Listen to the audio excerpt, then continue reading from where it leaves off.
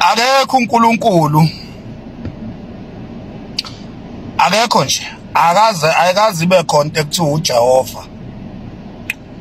uJehova umdali wezulu nomhlaba akekho. Engekho nje le imbudane inganekwane umsangano umsunu.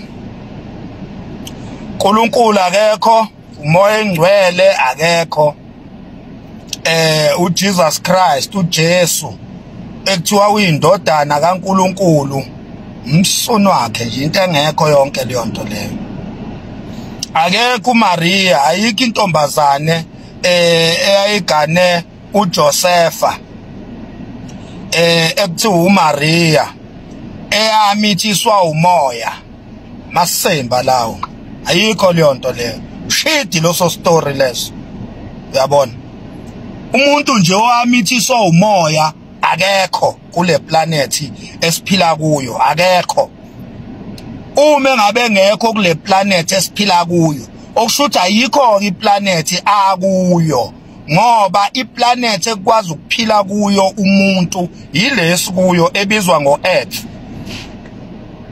So ayikho nje intombazane eyayizoshada nenye indoda kwakuthiwa uJosefa eyatholakala imithi kuthiwa yamithiswa umoya ongcwele. Amasimba loso story leyo into engekho lo shit we story lo masimba lawo. Befundisi nishumayela amasimba, nishumayela umhlanzo masimba lento eneshumayelayo, nize nithi nani nigcwele lo moya ongcwele loyo owamithisa uMaria.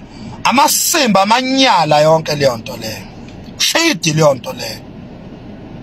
Kufana nalo moya lona ekuthiwa kunomoya oyingcwele obizwa ngoShembe. Kunomoya oyingcwele ekuthiwa manjena igama lakhe sekuShembe igama lakhe. Shidi lonto amasimba uthuvi leyo nto leyo. Ayikho into ekuthiwa umoya engcwele ogama lakhe uShembe. Amasimba lawo. Thuvi loso story leso. Amasimba nje story lawo. Uyabona? Amasimba lento enihlezi nisho nina nithi kunomoya engcwele ekuthiwa uShembe. Amasimba lawo. Kade umsunu loyo. Uyabona? Kunesibongo senye insizwa eyake yaphila kulomhlaba yalapha ya eNtabankulu ekuthiwa eyakaShembe. Lesi sibongo sakaShembe sidabuka eKhongo. Leso sibongo leso ngokudabuka isibongo esithi Shembe sidabuka eKhongo. Akekho umuntu ekuthiwa wanikezwa umoya oyingcwele igama lokuthi yena usewuShembe. Lo story leso uthuvi we story amasemba inganekwane leyo.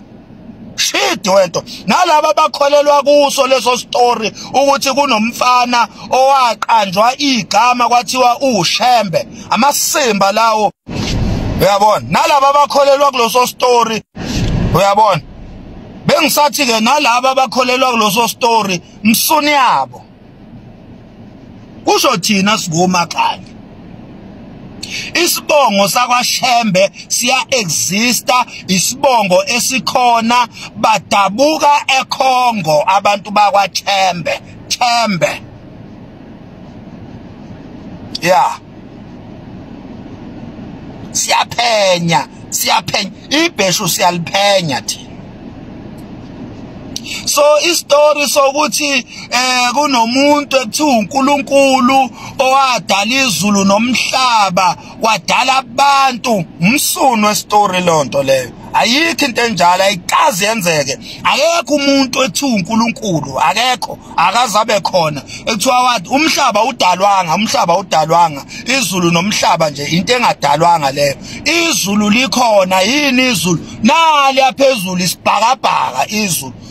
Leza zinto ezilapha phezulu masibiza ngegama elilodwa zonke ihlangene igama lazo izulu. Lezi yazinto leziya. Amafu isibhakabhaka ilanga inyanga inkanyezi konke nje masikubiza ngegama elilodwa sithi izulu. Ya sithi izulu konke masikubiza ngegama elilodwa.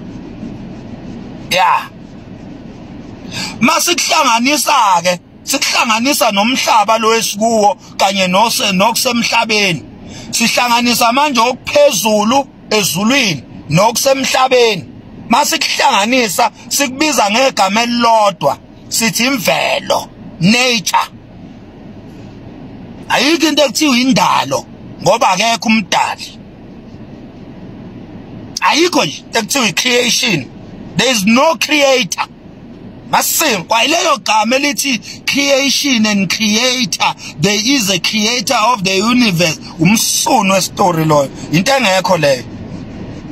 Engekho leyo into eyaimposwa engqondweni zethu ukuze sohamba si brainwashed sazi ukuthi kunesikhondla khondla nje sendoda esihleli phezulu laphana silo sibuka phansi emhlabeni isibhekene nathi. Amasimba lawo ayikho leyo nto leyo.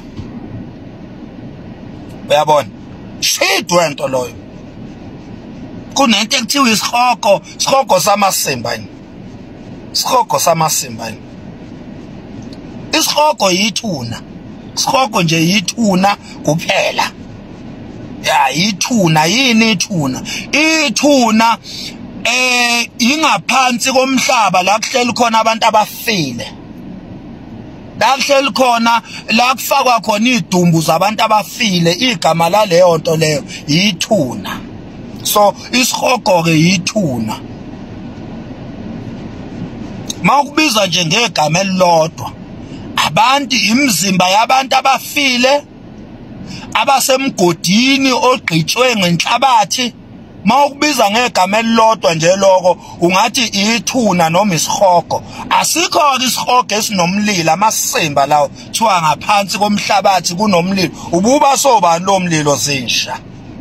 Ububa sobani lo mlilo? Uvutha kanjani la ingekho khona ioxygen? Uvutha kanjani umlilo la ingekho khona ioxygen? Msunu uvutha kanjani umlilo? Manithi nina kunesihogo esinomlilo nichaza ukuthi kune-oxygen emlilweni. Uma ngabe kune-oxygen emlilweni aniboni ngani ukuthi kushuthi nomoya engcwele usesihogweni ngoba phela i-oxygen umoya and umoya uwodwa awukho umoya ohlukene kuthiwa hayi kunomoya obizwa ngespirit. Into ehlukene amagama okufanishina kwawo nakhona imisebenzi umoya oyenzayo iyona ehlukene lebizwa ngamagama.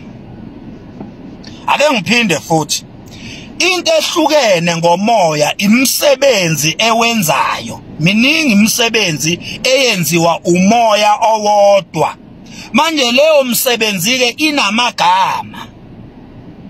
Yiwo ke lawa ekuthiwa ke omunye mangabe ukhola usonta ukholelwa ukuthi wena loya moya olapha phakathi esontweni loya moya wokusangana wamasimba loyana wokuqamba amanga ukholelwa ukuthi wena loyo umoya oyingcwele Holy Spirit lamasimba lawa okuthandaza ukholelwa ukuthi umoya engcwele loyo yini ifunction enziwe emasontweni bese leyo function ibizwe ngomoya engcwele uzwe kuthiwa hey kunomoya engcwele endlini kaNkuluNkulu nabantu abahamba lo masimbe kuthiwa yisonto nabo kuthiwa banomoya engcwele ngenxa yemisebenzi abayenzayo bese bethi hayi ngenzisa umoya engcwele noma ngishumayela kushumayela mina kushumayela umoya engcwele noma ngibeka izandla kubantu ayibekwa yimi ibeka umoya engcwele ifunction eyenzekayo ebizwa ngegama elithi umoya engcwele. Yabona nje uma ngabe udila ngabantu abafile udila ngeziphoki abantu abafile udila ngamasemba lokho kuthiwa abantu abafile wena ke uzobizwa ngokuthi unamadlozi noma unamathonga kuthiwa ispirit sabantu abafile. Leyo nto ke ifunction yakho wena nja okholelwa kubantu abafile leyo function ubese uyibiza ngokuthi ibonaka abantu abafile leyo function yokuthi wena uyadloziza uyadloziza uyabona. Sanje ayikho bakwethu into ekuthiwa uHoly Spirit uNkulunkulu uJesu uSathane umoya engcwele uevil spirit amasimba yonke leyo nto leyo kusho thina singomakhanya okuphikayo lokho kade niyangidakelwa.